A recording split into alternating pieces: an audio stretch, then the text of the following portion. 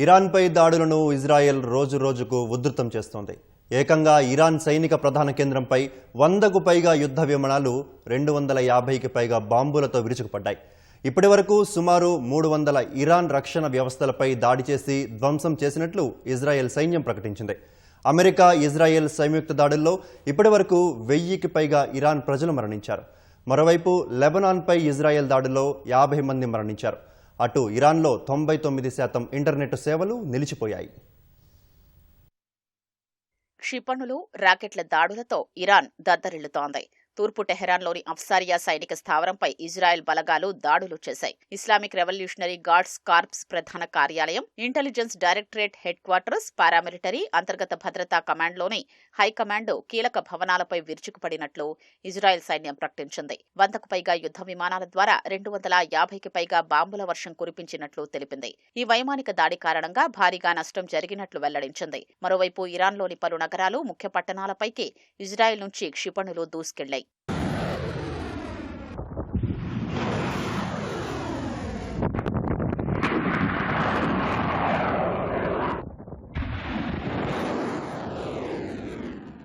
ఇప్పటి వరకు సుమారు 300 ఇరాన్ రక్షణ వ్యవస్థలపై దాడి చేసి ధ్వంసం చేసినట్లు ఇజ్రాయెల్ సైన్యం ప్రకటించింది. ఆ దేశ అణు మౌలిక సదుపాయాలు, ఆయుధ తయారీ కేంద్రాలు, ఉగ్ర నెట్వర్క్ లక్ష్యంగా దూసుకెడుతున్నట్లు వివరించింది. 5 రోజులుగా ఇజ్రాయెల్ నుంచి వస్తున్న మిసైళ్లకు 1000 మందికి పైగా ఇరాన్ ప్రజలు బలయ్యారు. ఇస్ఫహాన్ ప్రావిన్స్లో 5గురు మృతి చెందగా నజఫాబాద్, ఫెరిదాన్, ముబారకే, అరణ్ బిడ్గోల్, కషన్, షహరేజాలో జరిగిన దాడుల్లో 10ల సంఖ్యలో నివాసాలు దెబ్బతిన్నట్లు స్థానిక మీడియా తెలిపింది. ఇరాన్లోని 2000 లక్ష్యాలపై ఇప్పటిదాకా దాడులు చేశామని US central command chief admiral Brad Cooper తెలిపారు. ఇందుకోసం 2000కు పైగా యూనిట్ల మందుగుండు సామాగ్రిని వినియోగించామని వెల్లడించారు. ఇరాన్ వైమానిక దళాన్ని నిర్వీర్యం చేశామని, 100 బాలిస్టిక్ క్షిపణులు, డ్రోన్లు, లాంఛర్లను ధ్వంసం చేశామని వివరించారు. 500 బాలిస్టిక్ క్షిపణుల్ని, 2000 డ్రోన్లను ఇప్పటిదాకా ఇరాన్ ప్రయోగించిందని కూపర్ తెలిపారు. మరోవైపు నిరంతర దాడుల కారణంగా ఇరాన్ వ్యాప్తంగా ఇంటర్నెట్ సేవలు నిలిచిపోయాయి. బయటి ప్రపంచం నుంచి దాదాపు సంబంధాలు నిలిచిపోయినట్లు సమాచారం. సాధారణం కన్నా కేవలం 1% మాత్రమే ఇంటర్నెట్ కనెక్టివిటీ ఉన్నట్లు నిపుణులు అంచనా వేస్తున్నారు. భీకర దాడుల కారణంగా ఇరాన్ ప్రజలు బయటకు రావాలంటేనే భయపడుతున్నారు. ఎప్పుడు ఎలాంటి ఉపద్రవం వచ్చి పడుతుందోనని బిక్కుబిక్కుమని జీవిస్తున్నారు. ప్రజల్ని అప్రమత్తం చేస్తూ సైరన్లు నిత్యం మారుమోగుతున్నాయి.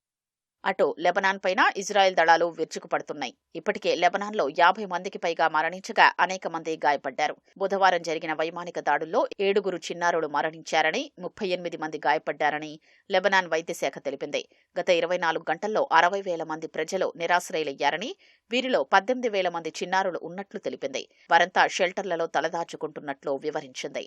మరో 10 నుంచి 20,000 మంది రోడ్ల వెంట లేదా బంధువుల నివాసాల్లో ఉంటున్నట్లు లెబనాన్ మంత్రి పేర్కొన్నారు. బీరూట్ సహా శివారు ప్రాంతాల్లో హెజ్బుల్లా ఆయుధ డిపోలు, కమాండ్ సెంటర్లు, క్షిపణి లాంఛర్లను ధ్వంసం చేసినట్లు ఐడీఎఫ్ ప్రకటించింది.